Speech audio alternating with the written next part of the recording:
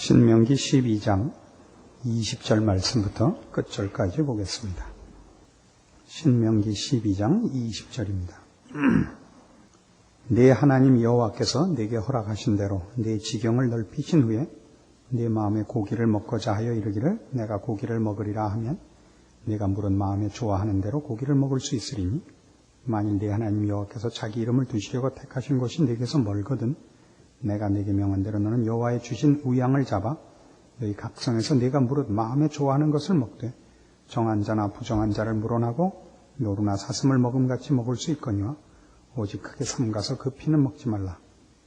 피는 그 생명인즉 내가 그 생명을 고기와 아울러 먹지 못하리니 너는 그것을 먹지 말고 물같이 땅에 쏟으라.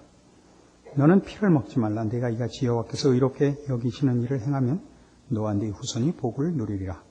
오직 내 성물과 서원물을 여호와께서 택하신 것으로 가지고 가라.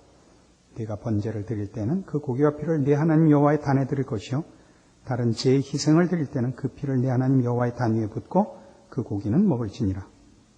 내가 네게 명하는 이 모든 말을 너는 듣고 지키라.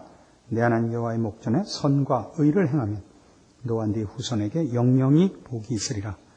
내 하나님 여호와께서 네가 들어가서 쫓아낼 그 민족들을 네 앞에서 멸절하시고 너로 그 땅을 얻어 거기 거하게 하실 때 너는 스스로 삼가서 네 앞에서 멸망한 그들의 자취를 밟아 올무에 들지 말라. 또 그들의 신을 탐구하여 이르기를 이 민족들은 그 신들을 어떻게 위하였는고 나도 그와 같이 하겠다 하지 말라. 네 하나님 여호와께는 네가 그와 같이 행하지 못할 것이라. 그들은 여호와의 꺼리시며 가증히 여기시는 일을 그 신들에게 행하여 심지어 그 자녀를 불살라 그 신들에게 드렸느니라. 내가 너희에게 명하는 이 모든 말을 너희는 지켜 행하고 그것에 가감하지 말지니라.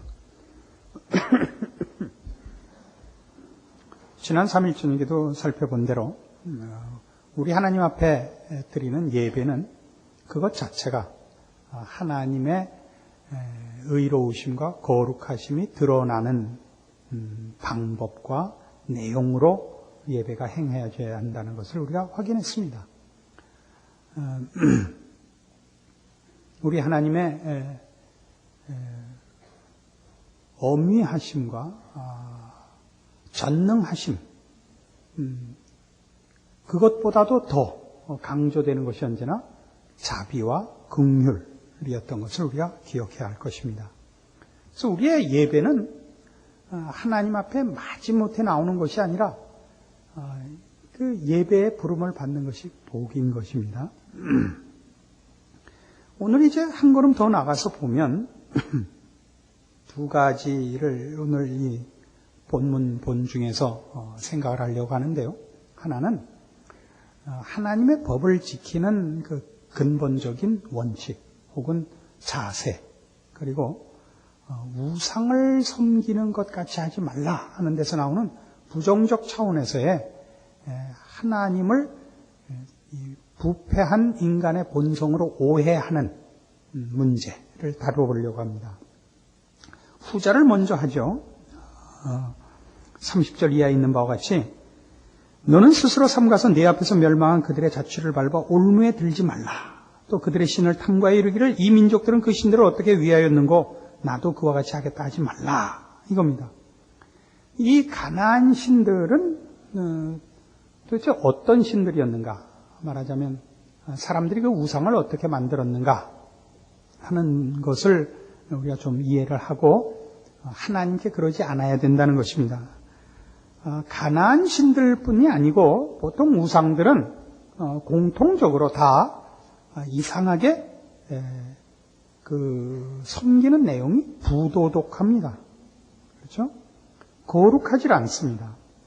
그 신이 초월적인 힘을 갖고 있고 부패한 인간들이 소원하는 어떤 결과를 이루어주는 힘이 있다고는 믿어지고 그런 차원에서 신으로 추앙을 받고 있지 인격과 성품과 윤리와 도덕적 차원에서 우상들이 고결하게 대접받는 경우는 없습니다. 그런 차원에서 불교는 사실은 상당한 종교입니다. 불교는. 근데 여러분들도 잘 아시다시피 불교는 사실은 범신론이고 그 부처가 우상은 아닙니다. 근데 우리나라에 와서 이상하게 이게 부처가 우상이 되고 그 경배 대상이 되어버렸죠. 그러니까 불교가 뭐 괜찮다 이런 얘기를 하려는 게 아니고 불교는 어떤 차원에서는 철학이고 윤리고 도덕이고 그렇습니다. 종교이기에는 조금 다릅니다. 사실은. 근데 우리나라에 와서는 불교가 종교화됐죠. 그래서 그만한 종교도 없다 그런 얘기입니다. 그러니까 등산 가서 돌 던지지 말라 그 얘기입니다. 절에다가 그만하면 괜찮은 겁니다. 어떤 스님께서 이렇게 나이가 좀 드신 분인데 이렇게 잘 섭생을 하셔서 이렇게 피부가 고우신 분이 그 길을 가다가 비를 맞는 바람에 할 수 없이 목욕을 하시게 됐답니다. 옛날이죠. 이게 머리 빡빡 깎은 시절에. 근데 불량한 중학생 하나가 학교 시간에 땡땡이 쳐서 같이 목욕탕에 들어와 있는데 이 스님께서 그 학생 보고 이봐 젊은이 등 좀 밀어주게. 그러니까 젊은이가 이렇게 보니까 같이 빡빡 깎은 주제에 반말을 한단 말이죠. 너 누구야? 난 중이요. 자식이 난 중3이야.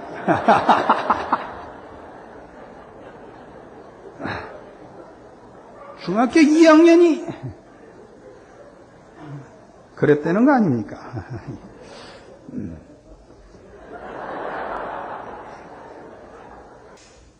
이거 시작이 나빠요.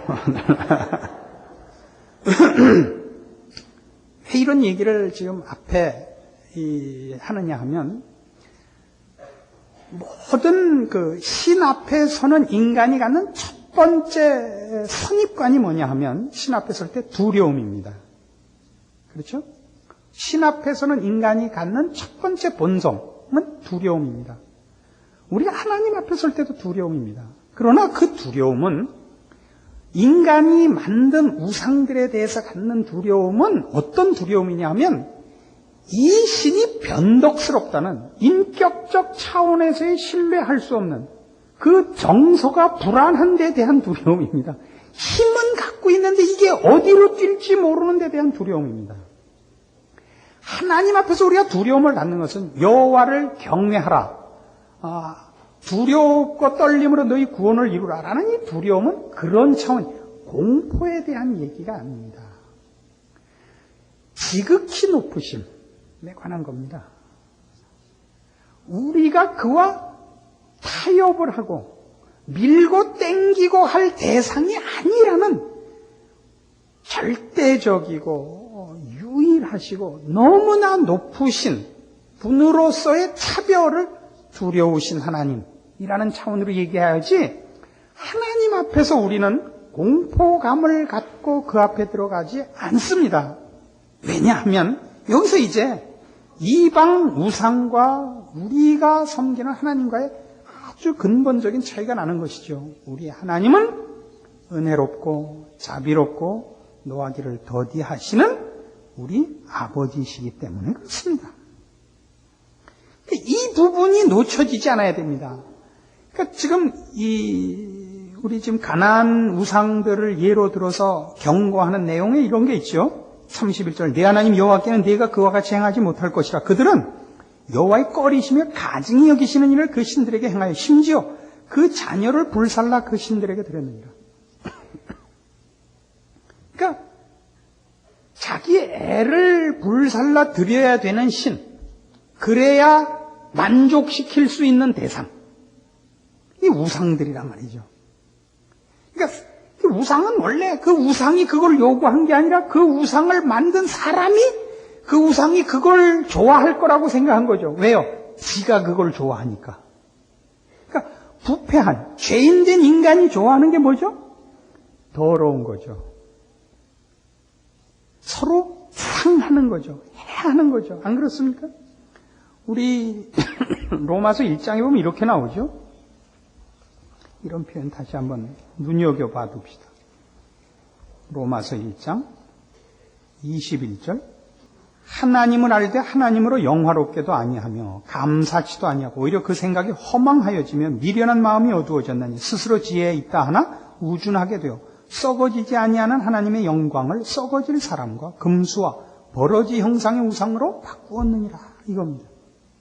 그러니까 신은 이럴 것이다 라는 이 부패한 심성들이 가지는 상상은 그 신이 윤리적으로나 도덕적으로나 인격적으로는 전혀 가치가 없고 힘만 가지고 그 대신 인간과 방불하거나 인간보다 더 변덕과 질서와 분별도 없는 신으로 만들어버렸단 말이죠.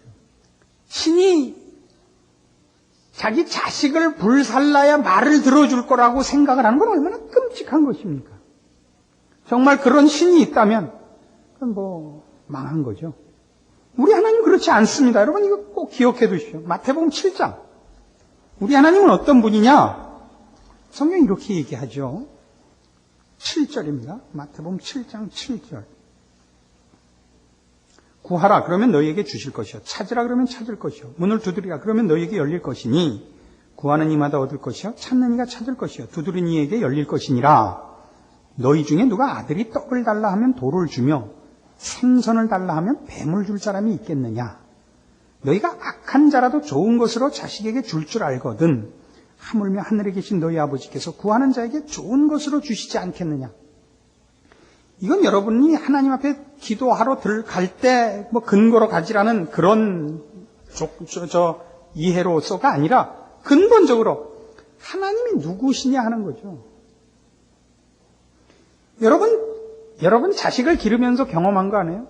여러분이 옛날 여러분 부모에게 자식이었을 때와 이제 자식을 기르면서 여러분이 자식이었을 때 이런 생각하지 않았어요? 부모님은 내가 때를 써야 그나마 조금 준다. 그러나 부모가 돼서 보니까 어때요? 여러분 자식이 달래는 것만 줘요? 달라 그러지 않으면 안 줘요? 부모의 마음을 쫓아갈 수 있는 자식은 없습니다. 그렇지 않습니까? 옛날에 자기가 어렸을 때 어머님이 어떻게 어머니 다우셨는가를 회상하면서 이제 와서 어머니가 돼서 그 옛날 일을 회상하고 쓴 글을 하나 본 게 있습니다. 근자에 어머니가 생선 장수를 하셨던 걸로 지금 기억이 나는데요. 근데 애들하고 학교 끝나고 오다가 어머니를 만난 거예요. 어머니가 인순아 이렇게 부른 거예요.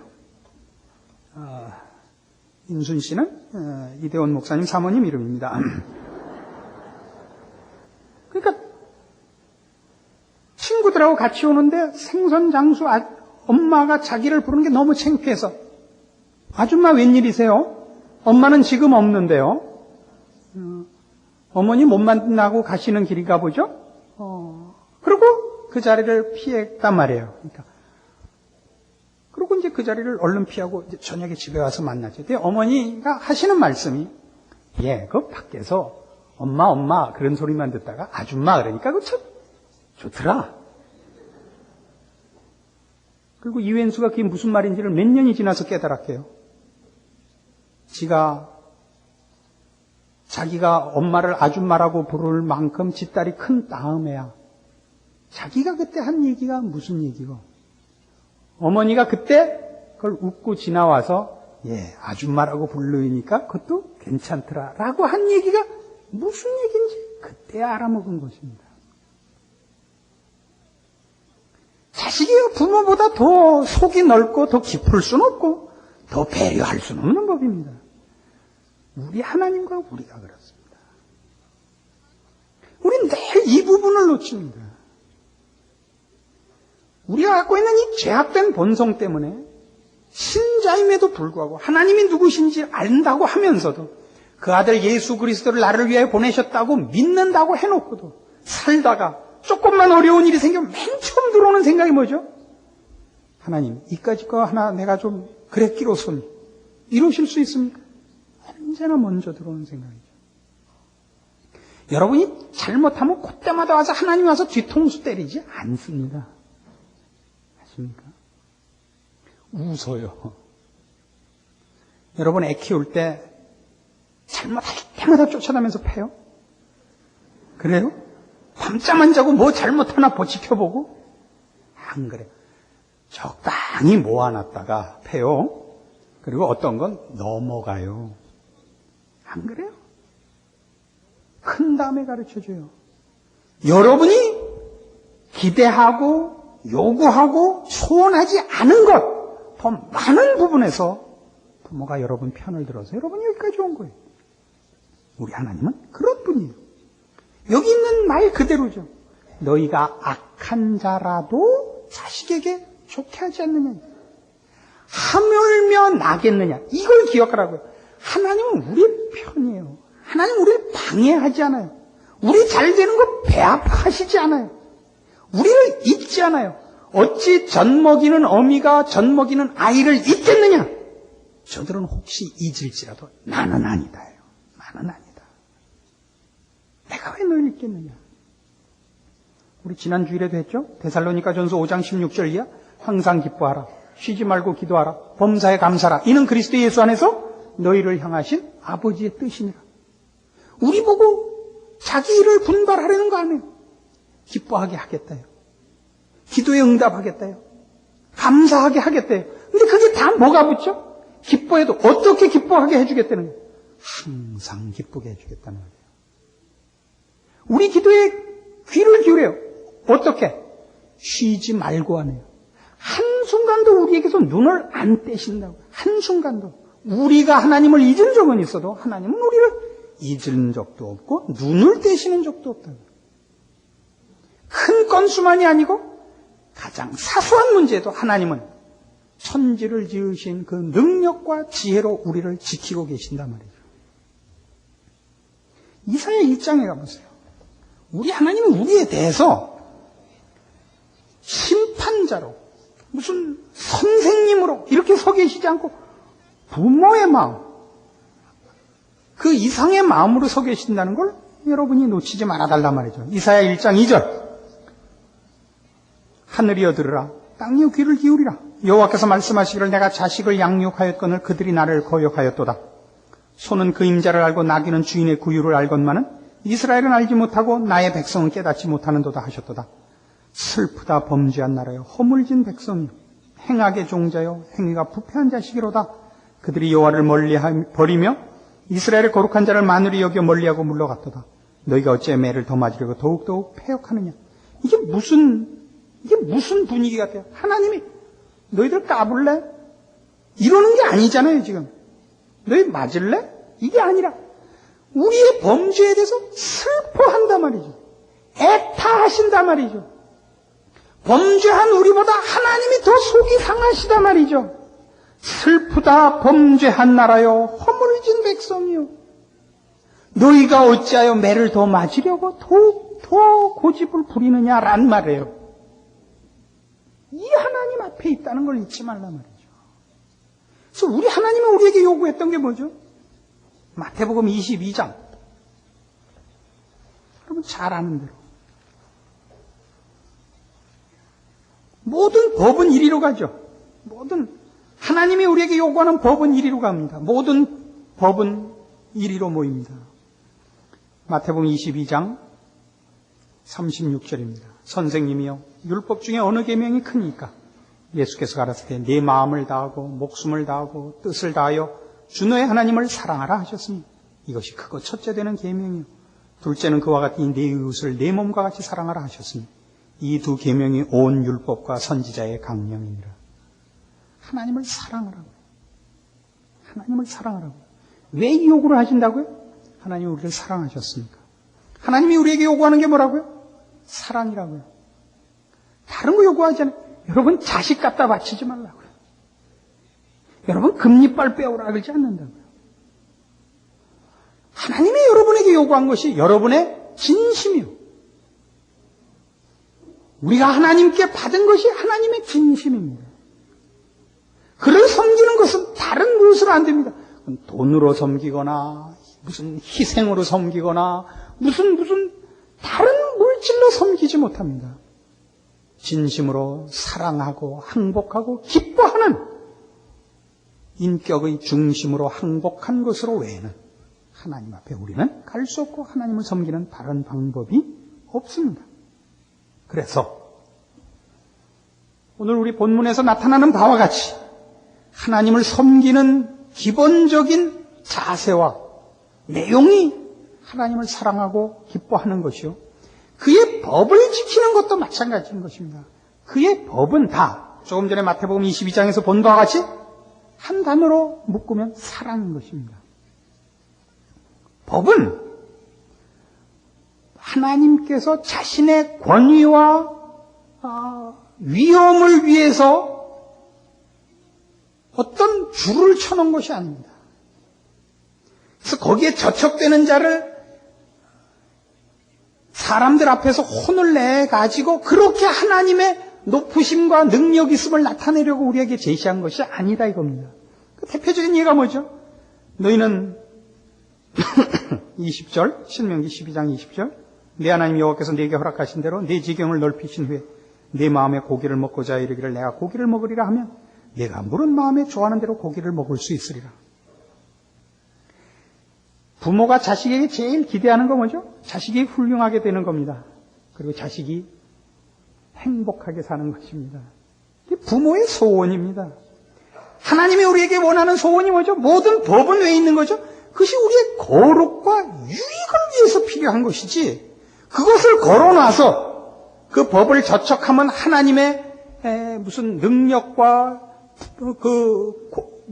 두려움을 과시하기 위해서 법을 꺼내놓은 것 아니란 말이에요. 이 모든 법이 그렇습니다. 법이란 누가 그렇게 풀었죠? 삼수변의 이 거자죠. 무슨 거자죠 이게? 무슨 거? 갈 거. 그러니까 물이 흘러가듯이란 말이에요. 물이 흘러가듯이. 가장 자연스럽게. 그러니까 교통법규라는 게 뭐예요? 다.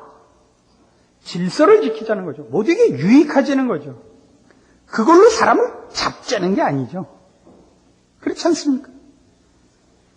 하나님이 우리에게 요구하시는 모든 법은 뭡니까?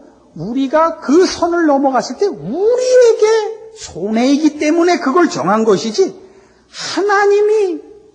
하나님의 권세와 뭘 과시하자고 우리를 못 살게 굴 선을 거는 거 아니잖아요. 칠보시 같이 말해요. 7발짝을 거는 동안에 씨를 못 쓰면 죽이겠다. 이런 법이 아니라고요. 모든 법은 대표적인 예를 보세요. 마태복음 12장 1절 마태복음 12장 1절 그때 예수께서 안식일에 밀밭 사이로 가실새 제자들이 시장의 이삭을 잘라 먹으니 바리새인들이 보고 예수께 고하되 보시오 당신의 제자들이 안식일에 하지 못할 일을 하나이다. 예수께서 가라사대 다윗이 자기와 그 함께한 자들이 시장할 때 한 일을 잊지 못하였느냐. 그가 하나님의 전에 들어가서 제사장 외에는 자기나 그 함께한 자들이 먹지 못하는 진설병을 먹지 아니하였느냐. 또 안식일에 제사장들이 성전 안에서 안식일을 범하여도 죄가 없음을 너희가 율법에서 읽지 못하였느냐.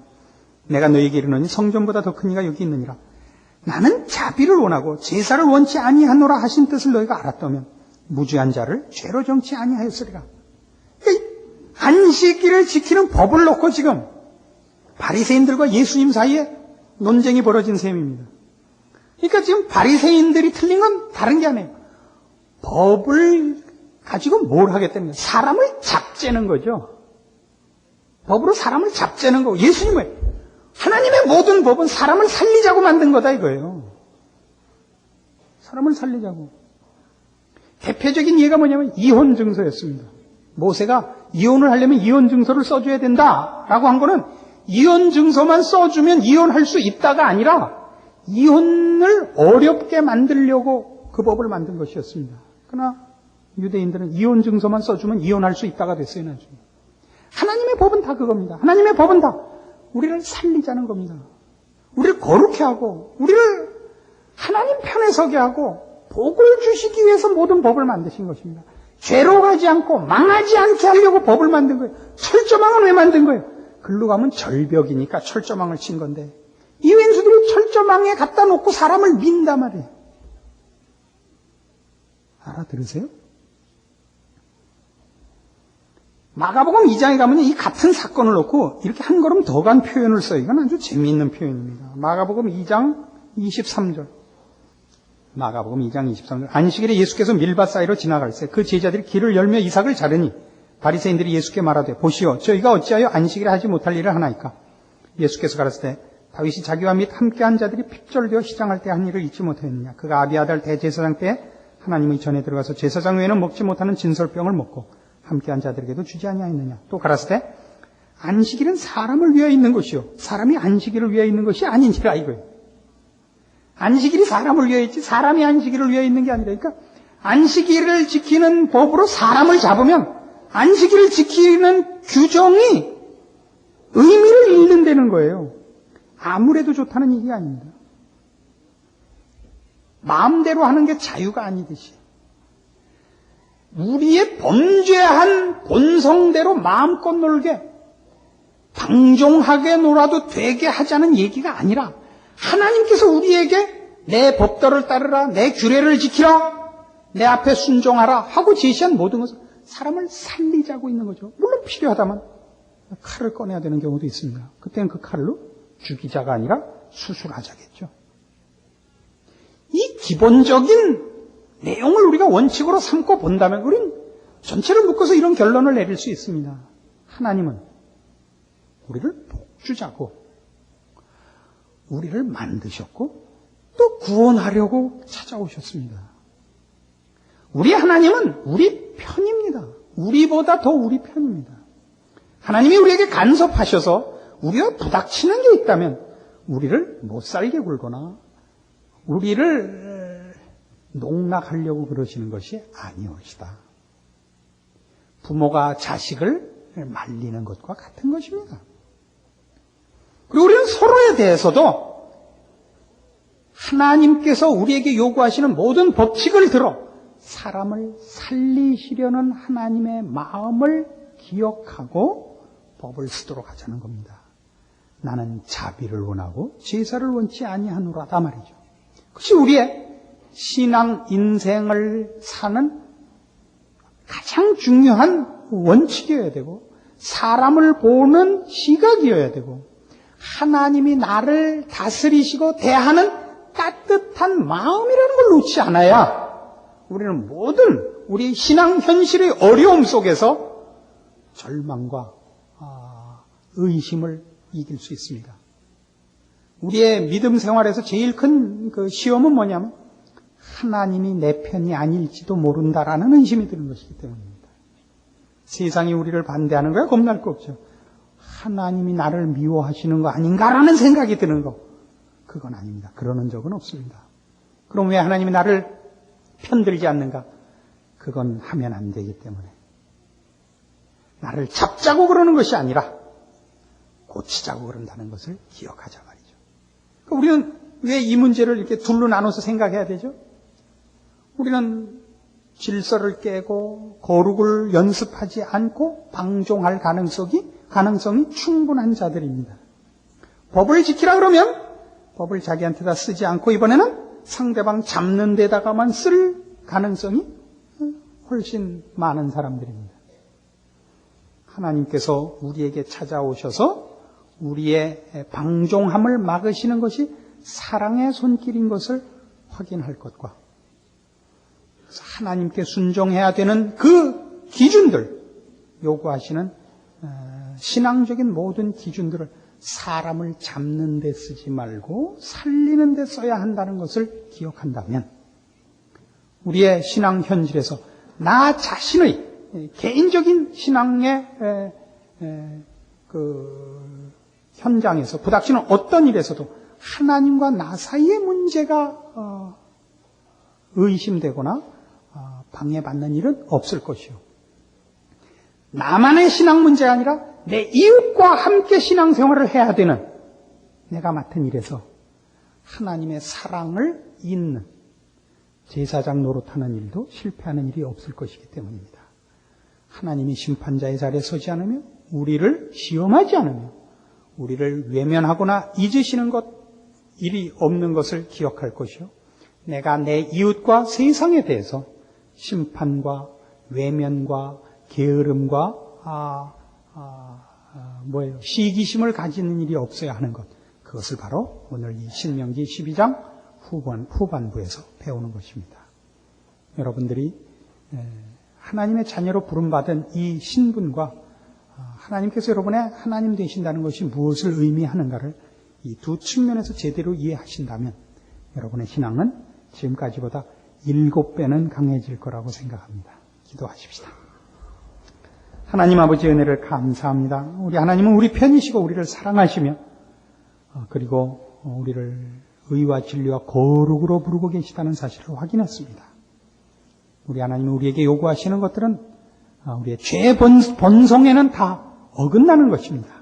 그러나 그것이 우리의 복인 것을 이제 믿고 항복합니다. 순종해야 할 것이요. 그 법으로 타인의 영혼을 시험들게 하지 말아야 할 것입니다. 심판의 자리에 서지 말고 사랑하고 치유하고 격려하는 자리에 서게 하사 우리 하나님이 우리에게 베푸신 사랑을 또 나타내고 증거하고 열매 맺는 신자로서 승리하게 하여 주시옵소서. 예수님의 이름으로 기도합니다. 아멘.